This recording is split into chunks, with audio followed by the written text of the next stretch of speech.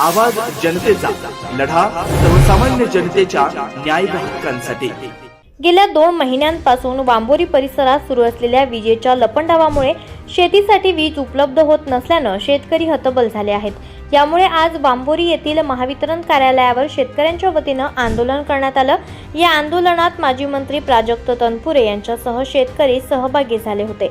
महावितरण अधिकाऱ्यांना शेतकऱ्यांच्या समस्यांबाबत धारेवर धरत तत्काळ उपाययोजना करण्याची मागणी करण्यात आली। यावेळी शेतकरी संघटनेचे रवी मोरे, जिल्हा परिषद माजी अध्यक्ष बाबासाहेब भिटे, ऋषिकेश मोरे, किसन जवरे, श्याम पटारे, कृष्णा पटारे, बाबासाहेब सोनवणे, संदीप निकम, गोटराम मोरे, विशाल पारख, महेश साळुंके, सूरज शर्मा, अशोक पटारे, महेश पागिरे, भाऊ रहाणे, योगेश राऊत, नारायण हळुले, नितीन नवले, आदिनाथ मोरे, भीमा मांगुडे, सचिन गडाख, बाबूराव गांधले, रवी किरण पटारे, नारायण मोरे, सूरज मकासरे, गोधराम पागिरे, त्याचबरोबर अविनाश घावटे, अशोक पटारे यांच्यासह वांबोरी शेतकरी संघटनेचे कार्यकर्ते आणि शेतकरी मोठ्या संख्येने उपस्थित होते।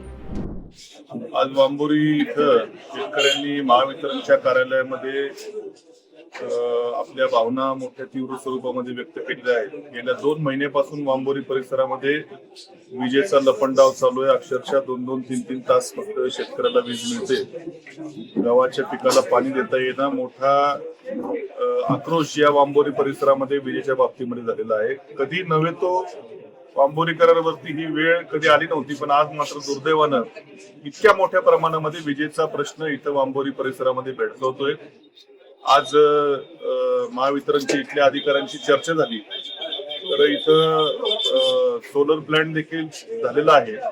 त्याच्या माध्यमातून तर निश्चितपणे त्या सोलर प्लांटच्या कॅपॅसिटी जेवढी आहे तेवढ्या ट्रान्सफॉर्मरमध्ये 100% लाईट मिळायला कुठलीच अडचण नव्हती। तरी देखील मला कळेना की सोलर प्लांटची लाईट उपलब्ध असताना देखील फक्त 2 तास जर वीज मिळत असेल तर इथं निश्चितपणे इथल्या अधिकाऱ्यांचा गलथानपणा त्याला कारणीभूत आहे।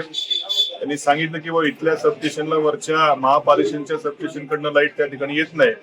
वरच्या अधिकाऱ्यांशी देखील मी आज चर्चा केली, मुंबईच्या देखील अधिकाऱ्यांशी चर्चा झालेली आहे। गेल्या 2-3 दिवसामध्ये पुढच्या हे इथं सप्लाय देण्याची व्यवस्था करतो असं वरच्या अधिकाऱ्यांनी देखील आश्वासित केलेलं आहे। पण जर पुढच्या 2-4 दिवसामध्ये हा वीज पुरवठा सुरळीत झाला नाही तर मात्र इथं रास्ता रोको त्या ठिकाणी चक्का जाम करण्यात येईल आणि जोपर्यंत लाईट सुरळीत होत नाही तोपर्यंत रस्त्यावर आम्ही त्या ठिकाणी उठणार नाही।